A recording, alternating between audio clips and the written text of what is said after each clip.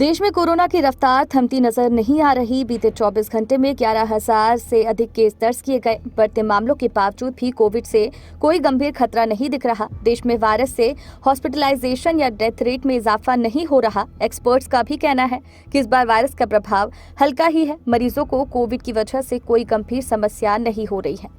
आंकड़े भी बता रहे हैं कि केस बढ़ने की दर काफी हल्की है। बीते 15 दिनों में दैनिक मामले 11,000 तक ही पहुंचे हैं। इससे पहली लहर में इतने दिनों में ही केस डबल स्पीड से बढ़ते थे।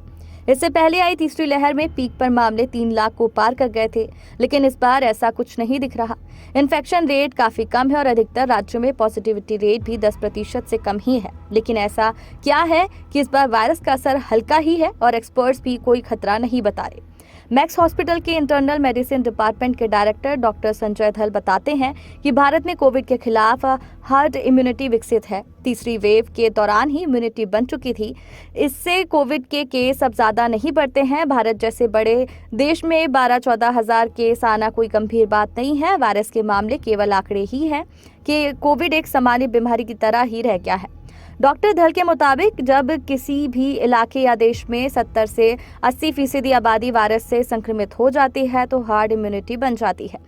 तीसरी लहर के दौरान आबादी का बड़ा हिस्सा संक्रमित हो चुका था, जिससे इम्यूनिटी विकसित हो गई थी। इस वजह से अधिकतर लोगों में कोविड के लक्षण भी नजर नहीं आते। वायरस केवल उन लोगों को परेशान कर रहा है जो पहले से किसी गंभीर बीमारी का शिकार है।